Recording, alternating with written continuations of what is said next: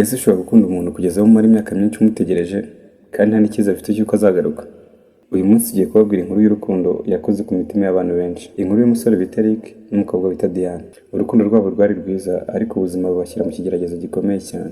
Mbere yo gutangira iyi nkuru, kanda subscribe ndetse unakande ku kazogera kugira ngo utazacikwa n'inkuru nziza ikurikiyeho. Eric na Diane bahuriye muri kaminuza. Ku munsi wa mbere bahuye, nta n'umwe wari uzi ko bazakundana. Diane yari umukobwa utuje, ugira umutima mwiza kandi ukunda gufasha abantu. Eric nawe yari umusore w'umuhanga kandi ukunda gusetsa. Buhoro buhoro batangira kuba inshuti, icyatangiye ari ubushuti cyaje kuvamo urukundo rukomeye. Nyuma y'umwaka umwe bari bamaze kuba abantu badashobora kumara umunsi batavuganye. Abantu bose babazi bavugaga bati aba bombi bazabana rwose. Ubuzima bwari bwiza kugeza igihe habaye ikintu kitari cyitezwe. Umunsi umwe Eric yaravuye mu kazi nijoro, mu nzira habaye imvururu zikomeye. Mu gihe gito polisi yataye muri yombi abantu benshi harimo na Eric. Nubwo Eric yari umwere ariko yisanzwe akurikiranyweho icyaha gikomeye. Diane ntiyabyumvaga. Yirukaga mu nkiko avugana n'abunganira Eric ariko ibintu bikomeza kuba bibi.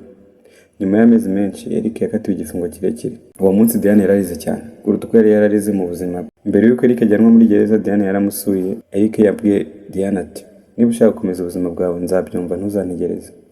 Diane aramureba mu maso, amarira atemba mu matama. Aramusubiza ati nakunze umutima wawe, si ubuzima bwawe nzagutegereza. Ayo magambo yasize Eric atunguye. Ntiyigeze gutekereza ko hari umuntu washobora gukundwa gutyo. Umwaka wa mbere warashize, Diane yakomezaga gusura Eric. Umwaka wa kabiri nawe urashira, abantu batangira kumuseka bamubwira bati urimo gutakaza igihe cyawe. Abandi bati shaka undi mugabo. Ariko Diane ntiyacitse intege, yakomezaga kuza kumusura buri kwezi ndetse agakomeza kumwandikira amabaruwa, yakomezaga kumubwira ko amukunda. Hashize imyaka 5 Diane yaramaze kubona akazi keza, yari afite amahirwe yo kujya gukorera hanze y'igihugu. Inshuti ze zose zamugiraga inama yo gutangira ubuzima bushya. Ari n'umusore wari waramukunze cyane ashaka kumurongora, ariko Diane yaramwangiye, yaramubwiye ko afite uwo yahaye umutima we. Abantu benshi bumvaga Diane atari muzima ariko we yari azi impamvu. Mu mwaka wa 7 habonetse ibimenyetso bishya. Abanyamategeko ba Eric bongeye gusaba ko urubanza rusubirwamo. Nyuma y'amezi menshi y'ubushakashatsi yagaragaye ko Eric yari yakatiwe arengana. Inkuru ikimara gusohoka, Diane yarapfukamye ararira, ntiyemera ko ibyo yaramaze imyaka 7 asengera bibaye impamo. Umunsi Eric yagombaga gusohoka muri gereza warageze, abantu benshi bari bahari, abanyamakuru, inshuti ndetse n'umuryango, ariko umuntu Eric yashakaga kubona cyane yari Diane. Akimubona akuremura yahita yuzura mu maso. Diane nawe yari ari kurira, barahoberana igihe kinini cyane. Nta magambo menshi yavuzwe, urukundo rwabo rwari rwavuze ibirenze amagambo. Hashize amezi make Eric yateguye ikintu Diane atari yiteze. Mu busitani bwari bwuzuye indabo n'amatara meza, yapfukamye hasi afata impeta aramubwira ati wantegereje igihe abandi bose bari bantaye, wanyeretse urukundo nyakuri, ese wakwemera kuba umugore wanjye? Diane ntiyashoboye kuvuga ako kanya, yari arimo arira.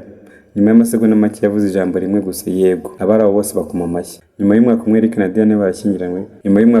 Diane bashyingiranywe. Uyu munsi bafite umuryango mwiza kandi bakomeza kubwira abantu ko urukundo nyakuri rutagerwa ku mafaranga, ubwiza cyangwa ibihe byiza gusa.